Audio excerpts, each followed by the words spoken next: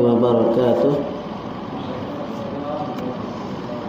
إن الحمد لله نحمده ونستعينه ونستغفره ونعوذ بالله من شرور أنفسنا ومن سيئات أعمالنا. من يهده الله فلا مضل له ومن يضلل فلا هادي له. وأشهد أن لا إله إلا الله وحده لا شريك له وأشهد أن محمدا عبده ورسوله. يا أيها الذين آمنوا اتقوا الله حق تقاته ولا تموتن إلا وأنتم مسلمون. يا أيها الناس اتقوا ربكم الذي خلقكم من نفس واحدة وخلق منها زوجها وبث منهما رجالا كثيرا ونساء. واتقوا الله الذي تساءلون به والأرحام إن الله كان عليكم رقيبا. يا أيها الذين آمنوا اتقوا الله وقولوا قولا سديدا يصلح لكم أعمالكم ويغفر لكم ذنوبكم ومن يطع الله ورسوله فقد فاز فوزا عظيما. أما بعد. Alhamdulillah, bersyukur kita kepada Allah Subhanahu wa taala. Pada malam ini dapat kita meneruskan lagi kuliah maghrib kita, di mana kita membaca dua buah kitab. Yang pertama kita mulakan dengan kitab Al-Adhkar karya Imam An-Nawawi, yaitu kitab yang menghimpunkan doa-doa, zikir-zikir harian bermula daripada bangun tidur hingga tidur kembali. Manakala kitab yang kedua yang mana kitab ini sebenarnya kita sudah pernah baca dahulu, tetapi kita mengulangi semula pembacaannya, yaitu kitab Asy-Syama'il Muhammadiyah atau ringkasan Asy-Syama'il Muhammadiyah yang dikarang oleh Al-Imam Abu Isa At-Tirmidzi rahimahullah. Jadi kali yang terakhir kitab Al-Adhkar, pada minggu yang lalu kita telah masuk dalam bab doa keluar dari rumah. Okey. Di antara doa keluar dari rumah yang mana diriwayatkan melalui Ummu Salamah radhiyallahu anha, atau nama asli beliau, yakni isteri Nabi Ummu Salamah ni adalah Hindun. Beliau menceritakan anna Nabiy sallallahu alaihi wasallam kana idza kharaja min baitihi qala bismillah tawakkaltu ala Allah. Allahumma inni a'udzu bika an adilla aw udalla aw azilla aw uzalla aw adlima aw udlama aw ajhala aw yujhala alayya. Okay. Maksudnya bahawa Nabi sallallahu alaihi wasallam apabila keluar dari rumah baginda, maka baginda akan mengucapkan ataupun membaca doa bismillah tawakkaltu, dengan nama Allah aku bertawakal kepada Allah. Kemudian dilanjutkan dengan doa Allahumma inni, ya Allah sesungguhnya aku a'udzubika, memohon perlindungan kepadamu, an adilla, daripada tersesat, au udalla, atau disesatkan. Okey, satu sesat sebab kita sendiri, yang kedua sesat disebabkan orang lain yang menyesatkan. Au azilla au uzalla, yang kedua supaya janganlah tergelincir ataupun terjatuh. Au uzalla, dijatuhkan atau digelincirkan. Maksudnya satu kerana perbuatan kita, yang keduanya kerana perbuatan orang lain. Au azlima au uzlama, yang ketiga agar jangan melakukan kezaliman ataupun berbuat aniaya. Au uzlama, atau dianiaya atau dizalimi. Au ajhala, ataupun yang terakhir, yang keempat, pertama disesatkan, yang kedua terjatuh atau tergelincir, yang ketiga zalim, melakukan kezaliman, yang keempatnya melakukan kejahilan atau kebodohan. Au yujhala alayya, atau dijerumuskan ke dalam kejahilan, ataupun maksudnya perbuatan orang lain yang menyebabkan kita melakukan perbuatan yang jahil ataupun perbuatan yang lawan daripada kebaikan. Okay, hadis ini adalah hadis yang sahih riwayat Imam Abu Dawud, At-Tirmidzi, Imam An-Nasa'i dan juga Imam Ibnu Majah, dan Imam At-Tirmidzi mengatakan hadis ini hadis yang sahih. Okay, kemudian seterusnya di dalam riwayat Imam Abu Dawud menyebutkan ma kharaja Rasulullah sallallahu alaihi wasallam min baiti illa rafa'a tarfahu ila as-sama' faqala Allahumma inni a'udzu bika. Maksudnya ini hadis yang sama, cuma ada tambahanlah. Dia kata di awalnya bahwa tidaklah Nabi sallallahu alaihi wasallam apabila keluar dari rumah baginda melainkan baginda akan mengangkat pandangannya ke langit lalu berdoa dengan memohon perlindungan dengan mengatakan Allahumma inni a'udzubika. Ya, dia kata tidaklah Nabi SAW keluar dari rumah baginda melainkan baginda akan mengangkat tarfahu, maksudnya mengangkat pandangannya. Maksudnya penglihatan baginda itu akan dituju ke langit. Kan, karena itulah maksudnya cara kita dalam berdoa. Berdoa dia kita mengangkat. Berbeza dengan solat lah. Kalau solat dilarang mendongak ke langit. Bahkan haram hukumnya. Ada hadis larangan yang jelas Nabi melarang kita tidak boleh mengangkat wajah ke langit. Berbeza dengan doa. Doa maka baginda Nabi SAW sendiri mengangkat wajah ke langit. Kalau solat maka pandangan kita tertuju pada tempat sujud. Itu cara dia. Jadi dalam lafaz ini menyebutkan Nabi keluar dari rumah, Nabi akan doa, membaca doa. Doa yang tadi itulah. Yang dimulai dengan Allahumma inni a'udzubika. Cuma ada tambahan dalam riwayat yang sebelumnya, bismillahi tawakkaltu 'ala Allah. Dalam riwayat yang lain ada disebut la haula wala quwata illa billah. Kemudian baru kita tambah Allahumma inni a'udzubika an adilla aw udalla aw azilla aw uzalla aw adlama aw uzlama aw adlima aw uzlama aw ajhala aw yujhala alayya. Jadi sekurang-kurangnya kita baca bismillahirrahmanirrahim ala Allah. Bismillahirrahmanirrahim ala Allah, kita bermohon kepada Allah dengan nama Allah, aku bertawakal kepadamu. Karena kita keluar dari rumah, kita tidak tahu apa yang akan berlaku. Jadi dalam doa Nabi menunjukkan bahwa ada 4 perkara yang kemungkinan berlaku ketika kita keluar dari rumah. Dan yang pertama, kemungkinan kita akan tersesat. Tak kiralah sesat jalan atau sesat dalam pandangan, sesat dalam akidah. Jadi ada banyak dugaan ujian dalam kehidupan. Ataupun terjatuh. Maksudnya jatuh sama ada jatuh fizikal atau jatuh dalam kesalahan. Melakukan perbuatan kesalahan. Ataupun berbuat kezaliman atau dizalimi oleh orang lain. Atau kita melakukan kejahilan atau dijahilkan oleh orang lain. Di dalam riwayat yang lain disebutkan bahwa Nabi SAW apabila keluar dari rumah, baginda akan membaca doa seperti yang disebutkan di atas. Cuma ada tambahan Nabi mengangkat. Jadi cara Nabi baca doa, Nabi melihat ke langit. Sebagian ulama kata maksudnya kita mendongak ke langit kerana itulah arah di mana kita untuk berdoa kepada Allah Subhanahu wa taala. Manakala menurut ulama salaf, kerana banyak dalam riwayat-riwayat yang menyebutkan tentang bahwa Allah Subhanahu wa taala itu Ar-Rahmanu 'alal 'arsy istawa, beristiwa di atas arasy.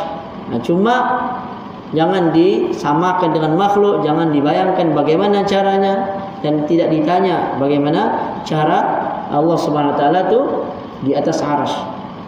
Diulang sebanyak 7 kali di dalam Al-Quran, menunjukkan perkara itu adalah pasti. Allah itu istiwanya di atas arasy. Okey, cuma terjemahan istiwa di situlah ada khilaf lah, panjang lagi lah. Kita pernah bahaskan sebelum ini dalam bab akidah, akidah Tahawi. Memang dalam masalah tentang itu pun ada banyak perbezaan di kalangan para ulama. Baik, seterusnya kami meriwayatkan sebuah hadis di dalam Sunan Abu Daud, Sunan At-Tirmidzi dan Sunan An-Nasai serta kitab-kitab sunan lainnya. Sunan ni jamak kepada sunnah. Kalau satu sunnah, sunnah lah kita bilang. Tapi kalau ada banyak sunnah disebut sunan. Sunan. Kan? Wali Songo pun ada namanya sunan juga kan? Sunan apa? Saya pun dah ingat nama. Wali Songo tu dia panggil sunan-sunan. Sebenarnya itu diambil dari nama kitab lah. Sunan Abu Daud kitab himpunan hadis. Sebenarnya nama sebenar kitab mereka ini contohnya Sunan At-Tirmidzi namanya Jami' Al-Jami' At-Tirmidzi, himpunan riwayat hadis oleh Imam At-Tirmidzi, tapi lebih dikenali dengan nama Sunan. Sunan Abu Daud dia panggil Sunan Sittah, Sunan yang 6. Sittah ni 6, iaitu Bukhari, Muslim, Abu Daud, Tirmidzi, Ibnu Majah, An-Nasai. Ada 6 perawi hadis yang masyhur. Selain itu ada lagi. Jadi dalam kitab Sunan serta lain-lain sunan lainnya melalui Anas radhiyallahu anhu, sahabat Nabi Anas bin Malik, yang mana dia menceritakan bahawa Rasulullah sallallahu alaihi wasallam pernah bersabda, "Man qala ya'ni idza kharaja min baitihi bismillah." Jadi ada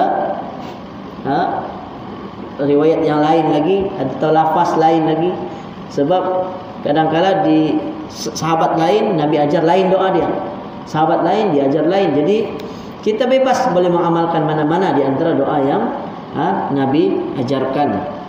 Dan semuanya diriwayatkan, maksudnya para sahabat Nabi menceritakan, mengajarkan kepada anak-anak muridnya, kepada tabi'in, seterusnya kepada tabi'in, sehingga ianya dibukukan dalam kitab-kitab hadis. Sehingga hampir untuk kita amalkan semua sekaligus sunnah Nabi memang hampir sukar, kerana begitu terlalu banyaknya.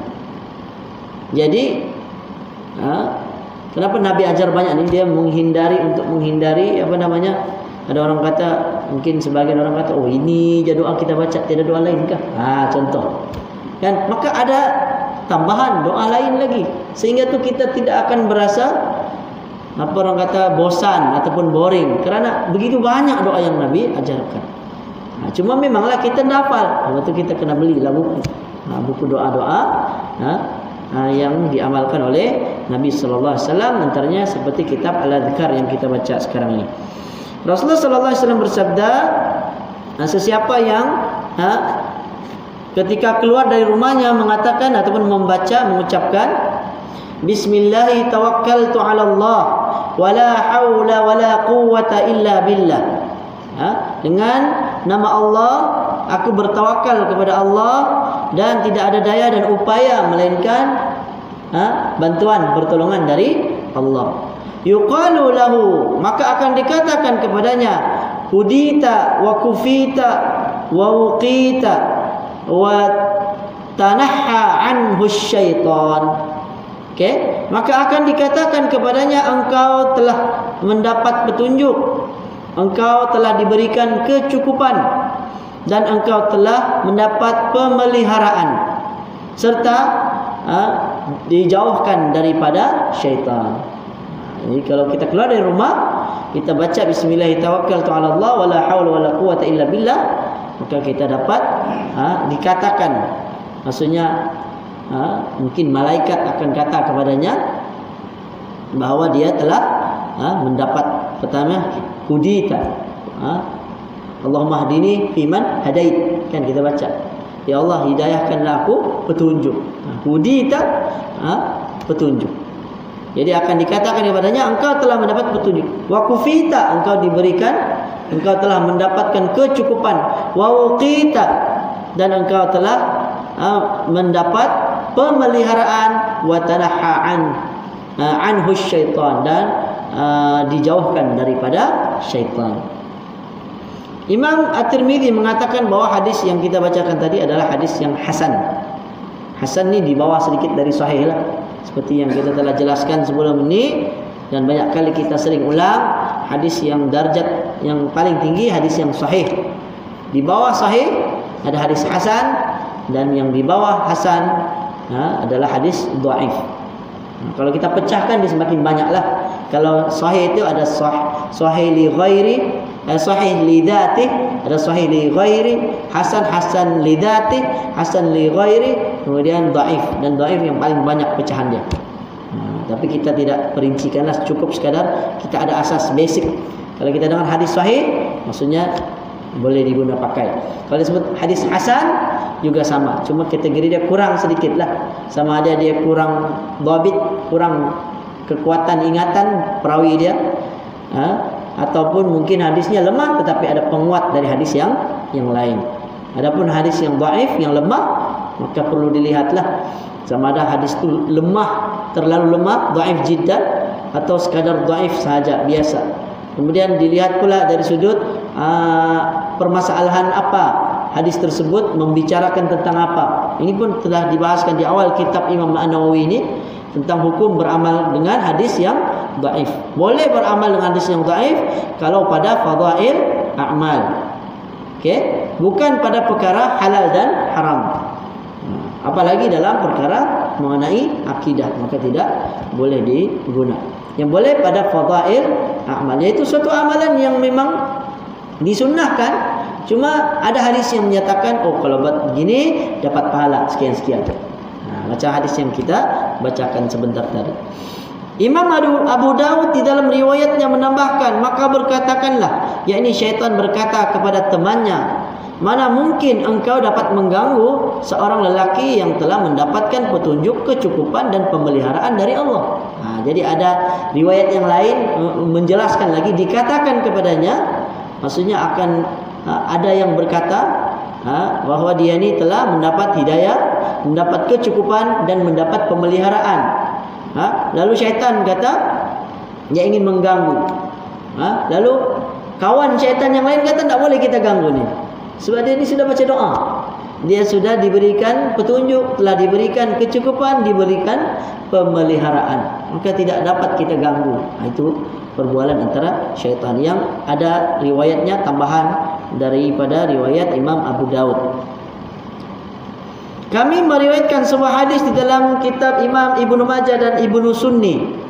Imam Ibnu Sunni dia memang ada khaslah kitab yang menyusun tentang doa-doa harian, pagi dan petang ataupun malam. Melalui Abu Hurairah menceritakan anna Nabiy sallallahu alaihi wasallam kana idza kharaja min manzilihi qala bismillah at-tuklanu 'ala Allah la haula wala quwwata illa billah. Lain lagi sikit lafaz dia. Hadis ini dari Abu Hurairah, dari Imam Ibnu Majah serta Imam Ibnu Sunni, bahawa kata Nabi, kata Abu Hurairah, apabila Nabi sallallahu alaihi wasallam keluar dari rumah, tadi riwayat yang lain lafaz disebut min baitihi, di sini disebut min manzilihi. Jadi baitun dan manzilun artinya sama, yaitu rumah. Kedua-duanya sama, maksudnya rumah. Jadi dalam hadis ini dikata sesiapa Nabi SAW apabila keluar dari rumah baginda, maka Nabi baca Bismillahirrahmanirrahim 'ala Allah. Sama jugalah at-tawakkal, tapi di sini diguna lafaz yang berbeza, iaitu tuklan. Pun maksudnya tawakal, bertawakal kepada Allah ataupun berserah diri kepada Allah. Dengan nama Allah bertawakal, kata berserah diri hanya kepada Allah, tidak ada daya dan upaya melainkan dengan pertolongan Allah. Cuma ada dalam nota kaki ini dijelaskan bahwa hadis ini riwayat Imam Abu Dawud dalam sunannya, di dalam pembahasan doa, bab doa yang diucapkan oleh seseorang apabila keluar dari rumahnya. Imam Ibnu Sunni meriwayatkan pula dalam kitab Al-Amalul Yaum wal Lailah, juga bab ketika keluar dari rumah dengan sanad yang dhaif. Sanad itu maksudnya rangkaian perawi dia ada kelemahan. Yang sahihnya apa yang tadi? Bismillahirrahmanirrahim 'ala Allah. Itu yang lebih kuat lah dari sudut lafaz dia. Okey? Wala haula wala quwata illa billah. Baik, itu doa keluar dari rumah. Masuk bab seterusnya, yaitu doa ketika masuk rumah. Selepas kita keluar rumah, mungkin kita masuk rumah, maka masuk rumah pula ada doa dia. Okay? Kata Imam An-Nawawi, orang yang hendak memasuki rumah maka disunatkan mengucapkan basmalah. Basmalah ni apa? Bismillah. Kemudian memperbanyakkan zikir kepada Allah dan mengucapkan salam. Ini kita masuk bismillah. Zikir dia maksudnya kita baca doa lah yang diamalkan oleh Nabi. Kemudian kita beri salam untuk orang yang ada di dalam rumah. Sama ada orang atau tiada orang, sunnahnya bagi salam. Sebab kalau tiada orang ada jin. Kan? Ada jin dalam tu. Ya, dan kata Imam Nawawi, kerana berlandaskan kepada firman Allah, fa idza dakhaltum buyutan fasallimu ala anfusikum tahiyatan min indillah mubarakatan tayyibah. Surah An-Nur ayat 61. Maksudnya, maka apabila kamu memasuki suatu rumah dari rumah-rumah ini, maka hendaklah kamu memberi salam kepada penghuninya, salam yang ditetapkan dari sisi Allah yang diberi berkat lagi baik. Okey, dari berdasarkan firman Allah ini, maka kita masuk rumah siapapun, rumah kita atau rumah orang lain, berilah salam. Ada orang maupun tidak ada orang, maka berilah salam. Imam At-Tirmidzi menyebutkan sebuah hadis dari Anas radhiyallahu anhu menceritakan, qala li Rasulullah sallallahu alaihi wasallam, ya bunai, idza dakhalta ala ahlik fasallim yakun barakatan alaika wa ala ahli baitik. Okay, Rasulullah sallallahu alaihi wasallam bersabda kepada Anas. Mungkin Anas masa tu kecil lagi. Dia masih kanak-kanak lagi. Sebab Nabi kata apa? Qala li, kata Anas bin Malik, Rasulullah sallallahu alaihi wasallam bersabda kepada aku, ya bunai, wahai anakku, anak kesayanganku, itu maksud ya bunai. Okey, wahai anakku, idza dakhalta, jika engkau memasuki, ala ahlik, ke atas rumah ahli keluargamu, maksudnya masuk ke dalam rumah lah maksudnya. Jika kamu memasuki rumah kamu, fasallim, kata Nabi, maka ucapkanlah salam, berilah salam. Okey, yakun barakatan alaika wa ala ahli baitika, nescaya salam itu akan menjadi keberkatan atas dirimu dan atas keluarga rumah tanggamu. Okey, sebab dalam salam kita, Assalamualaikum warahmatullahi wabarakatuh, kan ada perkataan barakah, salam sejahtera ke atas kamu, warahmatullah, serta rahmat Allah, kasih sayang Allah kepada kamu, wabarakatuh, dan keberkatan Allah kepada kamu. Itu kalau lafaz salam yang penuh lah. Tapi sekurang-kurangnya salam adalah Assalamualaikum. Boleh saja ada juga hadis Nabi yang sebut Assalamualaikum kalau seorang. Tapi kita boleh saja guna jamak ataupun dhamir antum, yaitu kum, Assalamualaikum, walaupun kepada seorang. Dan itu tidak salah pun di dalam bahasa Arab. Bahasa Arab dia memang dhamir untuk ramai, kadang-kadang boleh digunakan untuk seseorang, yang seorang saja, dalam rangka kita memuliakannya. Okey, contohnya kita, kalau orang Arab dia tanya antum, dia katakan, dia panggil antum padahal kita seorang. Antum, kamu, dia tanya. Macam kita lah, kau dengan kamu, yang lebih elok atau lebih beradab sedikit mungkin kamu lah, kan? Kalau kau seorang ni mungkin seperti agak kasar, tetapi dia tidaklah salah. Orang Arab pun pakai kamu juga, pakai anta juga, anta, tapi ada kalanya sebut antum. Okey, kalau ustaz disebut antum, kan? Contoh al-allamah, kan? Atau syekhina, dia kata, guru kami, padahal guru dia seorang je, kan? Itu semua memang tidak bercanggah di dalam kaidah bahasa Arab. Dan begitulah juga di dalam Al-Quran banyak Allah sendiri menggunakan perkataan nahnu, kami. Jadi adakah Allah itu ada banyak? Tidak. Kan? Allah kata nahnu nazzalna dzikra wa inna lahu lahafizun. Kamilah yang menurunkan Quran dan kamilah yang akan menjaganya. Jadi adakah kami, maksudnya Allah itu ada banyak? Tidak. Allah itu satu. Tapi perkataan nahnu di situ para ulama ataupun ahli bahasa sendiri mengatakan maksudnya litta'zim, untuk menunjukkan pengagungan. Untuk menunjukkan pengagungan. Sebagaimana kita berkata kepada raja, dan kita kata juga kepada raja, atau raja sendiri berkata, kami, dia kata, contoh. Dan itu memang ada dalam bahasa, bukan sahaja bahasa Arab, bahasa Inggris, begitu juga bahasa Melayu. Memang kadang-kala digunakan perkataan yang ramai tetapi merujuk kepada satu orang. Baik. Fasallim yakun barakatan alaika wa ini sudah. Dan hadis ini adalah hadis yang hasan dan sahih. Biasanya kalau Imam Tirmidzi mengatakan hadis ini hasan sahih, maksudnya hasan dia punya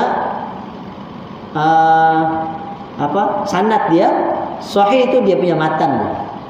Biasanya begitulah. Bila sebut hadisun hasanun sahihun, dia kata hadis ini hadis yang hasan lagi sahih.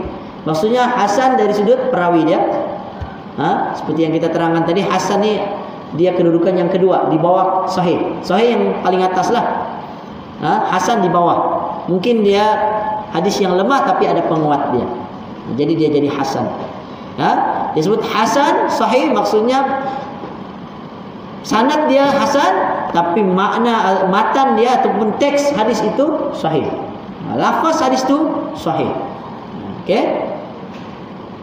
Di dalam Sunan Abu Daud disebutkan sebuah hadis melalui Abu Malik Al-Asy'ari, bukan Abu Musa, Abu Malik. Abu Malik Al-Asy'ari radhiyallahu anhu, yang mana nama aslinya adalah Al-Harith. Menurut satu pendapat, nama asli dia adalah Ubaid. Jadi ada dua pendapat lah. Dan ada juga pendapat lain, jadi tiga pendapat mengatakan nama sebenar Abu Malik Asy'ari adalah Ka'ab. Sedangkan pendapat yang terakhir mengatakan adalah Amr. Jadi ada berapa?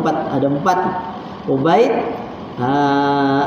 Harith, Ubaid, Ka'ab dan Amr. Amr.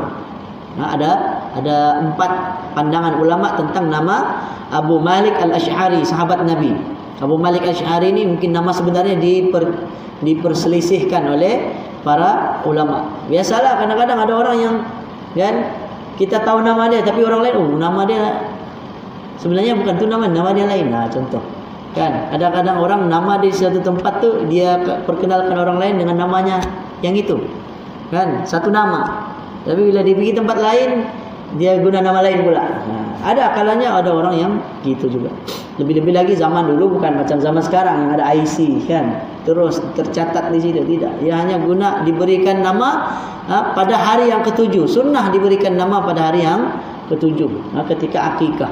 Walaupun Nabi sebut dalam hadis hari yang ketiga pun boleh sudah berikan nama, tetapi boleh lagi ditukar sehingga hari yang ketujuh. Namun ada juga hadis yang meriwayatkan bahwa sahabat Nabi ini sebagainya sudah dewasa dan namanya tidak elok, Nabi sarankan ditukar nama. Maka perkara itu ada keluasan. Baik, Rasulullah SAW pernah bersabda, hadis dari Abu Malik Al-Asy'ari tadi ini, "Idza walaja ar-rajulu baitahu falyaqul Allahumma inni as'aluka khairal mawlij wa khairal makhraj. Bismillahi walajna wa bismillahi kharajna wa ala rabbinahi tawakkalna thumma yusallim ala ahli."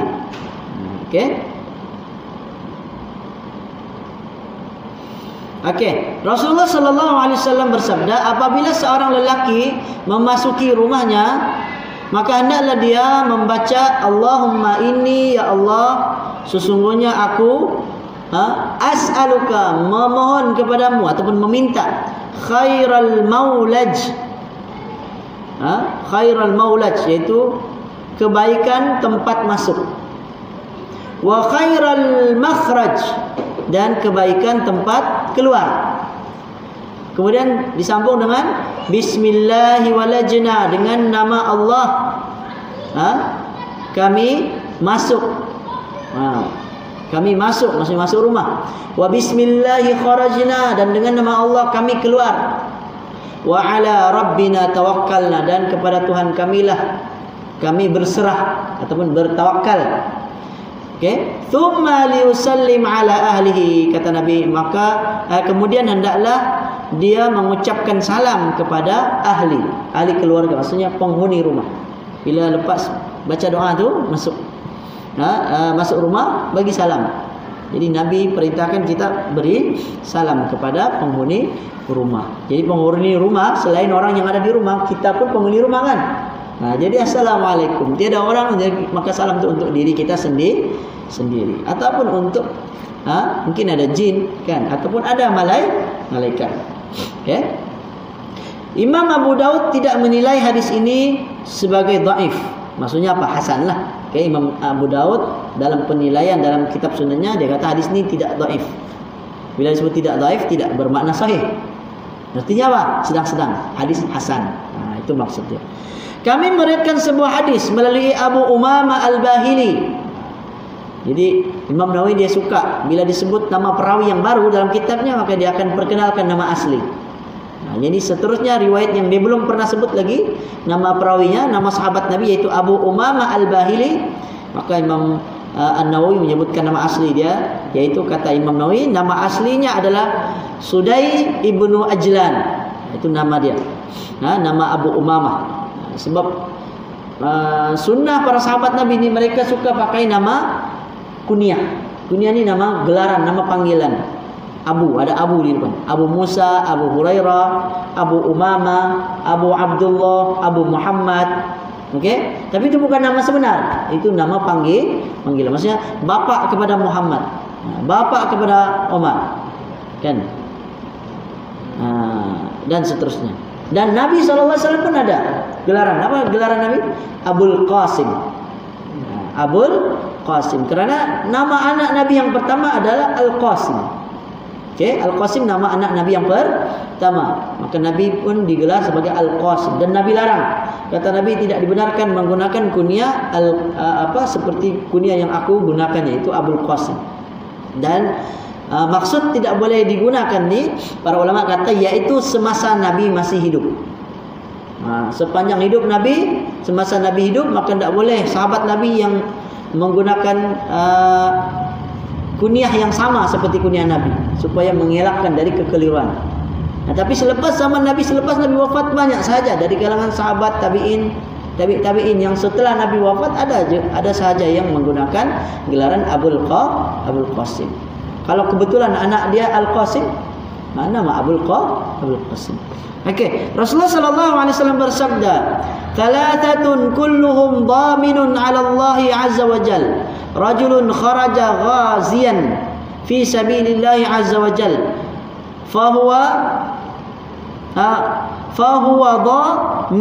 fahuwa dhaminun 'ala Allah jalla 'azza wa jalla hatta yatawaffahu fayudkhilahul jannah aw yaruddahu bima nala min ajrin wa ghanimah, wa rajulun ra'a ila al masjid fahuwa dhaminun 'ala Allah ta'ala hatta yatawaffahu fayudkhilahul jannah aw yaruddahu bima qala min ajrin wa ghanimah, wa rajulun dakhala baitahu bisalamin fahuwa dhaminun 'ala Allah subhanahu wa ta'ala."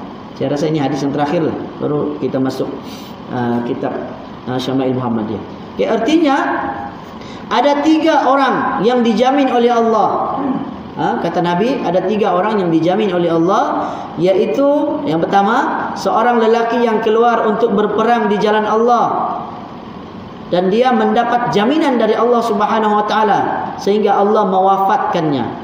Okay, orang yang keluar pergi berperang di jalan Allah fi sabilillah, maka dia dapat jaminan dari Allah. Jaminan apa dia? Jaminan masuk ke dalam syurga sehingga dia wafat. hingga akhirnya setelah dia wafat maka dia akan masuk ke dalam syurga. Atau Allah akan mengembalikannya berikut dengan pahala yang diperolehnya dan ghanimah. Atau kalau sekiranya dia tidak mati syahid, maka dia akan kembali dengan mendapat pahala. Yang kedua dapat ghanimah. Ghanimah harta rampasan perang. Dapat harta rampasan perang. Yang kedua, dan seorang lelaki yang berangkat, maksudnya yang keluar menuju ke masjid untuk menunaikan salat secara berjemaah, maka dia mendapatkan jaminan dari Allah sehinggalah Allah mewafatkannya. Jadi kalau orang keluar dari rumah saja, Allah jamin dia pasti masuk syurga. Sampai dia wafat. Kalau dia meninggal dari dia keluar dari rumah sampai ke masjid, kalau dia meninggal maka pasti masuk ke dalam syurga. Lalu memasukkannya ke dalam syurga atau mengembalikannya dengan memperolehi pahala yang diraihnya serta ghanimah. Disebut juga ghanimah. Maksudnya orang yang keluar pergi ke masjid, kemudian dia tidak wafat, dia dapat pulang semula ke rumah, maka tetap diberikan pahala oleh Allah serta ghanimah. Dan seorang lelaki yang ketiga, seorang lelaki yang memasuki rumahnya dengan mengucapkan salam, maka dia mendapat jaminan dari Allah Subhanahu wa taala. Jadi dari hadis ini ada 3 jaminan yang diberikan oleh Allah. Orang yang keluar berperang, yang kedua orang yang keluar untuk menuju ke masjid, yang ketiga adalah orang yang masuk ke dalam rumah dengan mengucapkan salam. Ini maksudnya hadis ini menceritakan tentang kelebihan kita memberi salam ketika masuk ke dalam rumah. Bila sebut salam ni maksudnya iringilah dengan doa, sekali dengan doa seperti hadis-hadis yang telah kita sebutkan sebelum ini. Nabi baca doa, kemudian Nabi kata berilah salam. Hadis ini kedudukannya hasan, diriwayatkan oleh Imam Abu Dawud dengan sanad yang hasan, dan yang lainnya pun meriwayatkannya. Makna dhaminun alaihi ialah orang yang memperoleh jaminan. Ad-dhaman artinya jaminan, sama lafaz dengan tamirun atau labinun yang artinya pemilik kurma atau pemilik susu. Maknanya dhaminun alaihi yaitu bahawa orang tersebut berada di dalam pemeliharaan Allah Subhanahu wa taala, maka alangkah berlimpah kurnianya Allah berikan pahala kepada kami tersebut. Selesai, nanti kita akan sambung lagi. Kita baca sedikit sambungan daripada kitab hadis Syama'il Muhammadiyah. Pada minggu yang lalu kita telah baca hadis yang ke-92, di mana kata Ash'ath bin Salim, aku mendengar ibu saudaraku Raham binti Al-Aswad meriwayatkan dari bapa saudaranya, yakni Ubaidah Ibnu Khalaf Al-Muharibi berkata, ketika sedang menuju ke satu tempat di Madinah, aku terdengar suara orang di belakang aku menegur, angkatlah sedikit hujung kainmu yang meleret ke tanah. Maksudnya panjang sampai ke tanah, kainnya tu. Kerana ia adalah merupakan sifat takwa dan lebih bertahan lama. Maka aku pun pulang, lalu aku mendapati orang yang menegur itu ialah Rasulullah sallallahu alaihi wasallam. Maka aku pun berkata, wahai Rasulullah, ini adalah sehelai kain jubah celoreng yang biasa sahaja. Maka Rasulullah sallallahu alaihi wasallam pun bersabda, bukankah pada diri aku ini ada contoh teladan yang baik bagi kamu? Maka aku pun memandang kain baginda, ternyata hujung kain baginda tergantung di pertengahan betis baginda. Jadi kain Nabi itu di pertengahan betis, itu yang terbaiklah. Cuma jangan sampai dia mengampai di lantai. Sampai menyapu lantai. Banyaklah dia punya keburukan. Antaranya mungkin ialah semua segala kotoran akan terlekat di kain tersebut. Yang keduanya seperti yang kita cerita pada minggu yang lalu, dia merupakan ciri-ciri ataupun mewarisi kesombongan. Kerana orang-orang dahulu bila melabuhkan pakaiannya tandanya orang kaya, kan? Maka Nabi menyuruh, bahkan ada celaan lagi, kata Nabi, ma asfala minal izari asfala minal ka'baini minal izari fa finnar. Apa-apa yang berada di bawah buku lali maka bahagian dari api neraka, kata Nabi. Dan di situ ada penjelasan, ada khilaf di kalangan para ulama, apakah maksudnya haram ataupun makruh. Okey. Sebagian ulama kata haram sebab ada hadis yang menceritakan khusus tentang larangan, di mana kata Nabi, orang yang kainnya labuh melebihi buku lali, di akhirat nanti Allah tidak pandang wajah dia. Itu satu bentuk siksaan yang tertentu, di mana Allah tidak memandang dia. Sedangkan memandang Allah itu adalah nikmat yang terbesar di akhirat nanti. Okey? Okey, kita baca hadis yang seterusnya. Hadis yang ke-93 dari Salamah bin Aqwa radhiyallahu anhu berkata, "Kana Uthman bin Affan ya'taziru ila ansafi saqiyah wa qala hakadha kanat izratu sahibi," yakni Nabi sallallahu alaihi wasallam. Sayyidina Uthman bin Affan memakai kain sehingga ke pertengahan betis. Jadi sama seperti Rasulullah. Lalu dia berkata, maka beginilah yang dipakai oleh sahabatku, yakni Rasulullah sallallahu alaihi wasallam. Jadi kalau Nabi pakai kain, maka dia di pertengahan betis. Kemudian hadis yang ke-94, boleh satu lagi. Dari Huzaifah bin Al-Yaman radhiyallahu anhu berkata, akhadha Rasulullah sallallahu alaihi wasallam bi'adalati saqi aw saqihi faqala hadha mawdi'ul izar fa in abaita fa asfala fa in abaita fala haqqa lil izari fil ka'bain. Rasulullah sallallahu alaihi wasallam memegang otot tengah betis aku ataupun betisnya, lalu bersabda, setakat inilah ukuran kainmu. Jadi Nabi pegang di betis dia tu, tengah-tengah betis. Nah, inilah kain, kata Nabi. Jika kamu tidak berpuas hati, maka rendahkanlah sedikit. Maksudnya boleh lagi. Bolehlah. Kalau rasa-rasa tidak puas hati lagi, boleh. Rendahkan sedikit. Dan janganlah kamu merendahkannya sehingga menutupi kedua buku lali kamu. Nah, itu yang diajarkan oleh Rasulullah SAW. Hadis riwayat Imam At-Tirmidzi. Huraian ringkasnya, Nabi SAW merupakan contoh yang terbaik dalam segala aspek. Dalam berpakaian, Rasulullah tidak suka memakai pakaian melebihi 2 buku lali.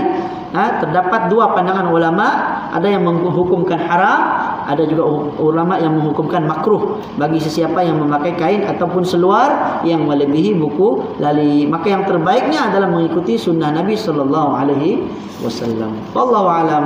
Mudah-mudahan ada manfaatnya. Yang baik datang dari Allah, yang lemah dari saya sendiri. Aku qouli hadza wa astaghfirullahaladzim li wa lakum wa sallallahu ala nabiyyina Muhammad wa ala alihi wa sahbihi wa barakatuh. Subhanakallahumma bihamdika asyhadu an la ilaha illa anta astaghfiruka wa atubu ilaik. Assalamualaikum warahmatullahi wabarakatuh.